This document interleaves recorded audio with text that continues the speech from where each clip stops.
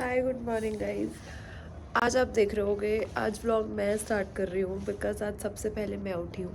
कल रात मेरी और शौर्य की लड़ाई हो गई थी, तो उसने मुझे बोला कि आज तुम्हारे लिए कुछ सरप्राइज़ है। मैं वैसे उठूँ ना उठूँ, बट आज मैं सबसे पहले उठ के रेडी हो गई हूँ। तो आज देखते हैं क्या सरप्राइज़ है। ये तो आज पहली बार हम मॉर्निंग देख लेते हैं होती कैसी है सुबह सुबह, बिकॉज इतनी जल्दी मैं कभी उठती नहीं हूँ। तो अब मिलते हैं शौर्य से। शौर्य क्या कर रहा है? आज पहली बार मैं शौर्य से पहले उठ गई हूँ और शौर्य अभी तक सो रहा है। मेरा सरप्राइज कहाँ है? तुम रेडी भी हो गए? सरप्राइज कहाँ है मेरा? मैं उठ गई इस चक्कर में। अभी वो इसके लिए पूरा शाम देखो तक भाई। पता चलेगा। मैंने आज क्या पहना है?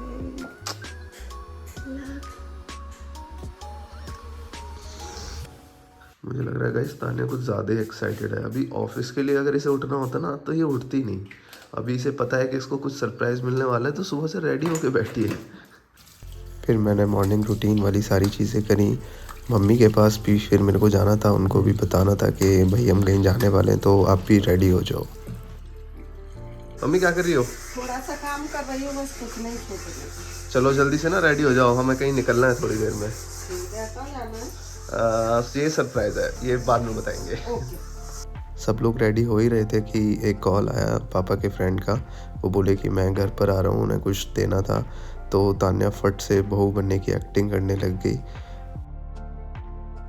जैसे ही वो गए, हमने फटाक से अपना अटैची बैग उठाया और सीधा गाड़ी में पटक दिया। वैसे एक बात बताओ, ये सेम कलर का अटैची बैग आप लोगों के पास भी है ना? हाँ हाँ, मुझे भी पता है, आप लोगों ने भी फ्लिपकार्ट की जो बिग बिलियन सेल थी उसी में से लिया है ये बैग, क्योंकि मैंने भी वहीं से परचेज़ किया था।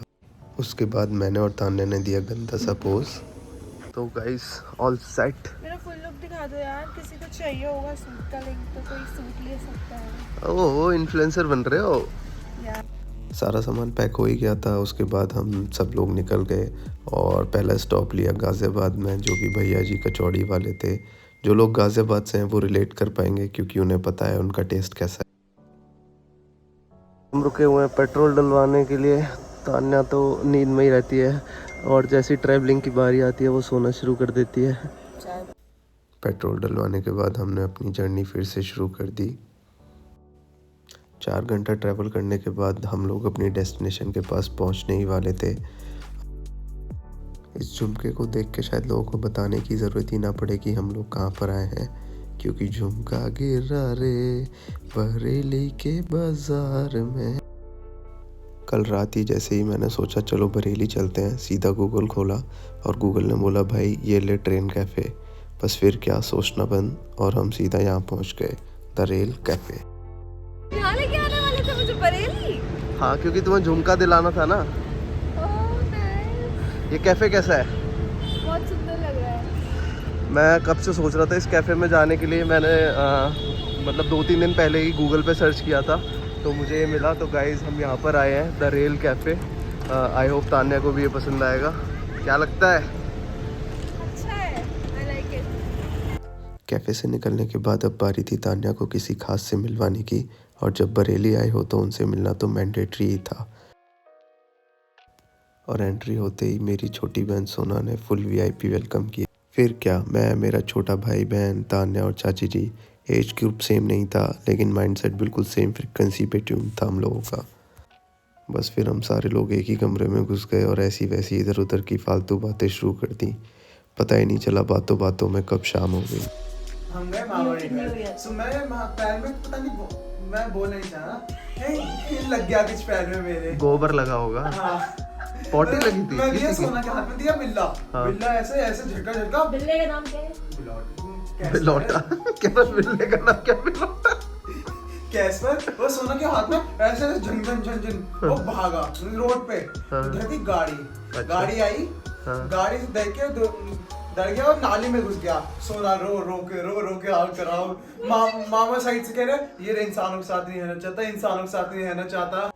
मेरे छोटे भाई के पास इतनी बातें थीं कि ख़त्म होने का नाम ही नहीं ले रही थी।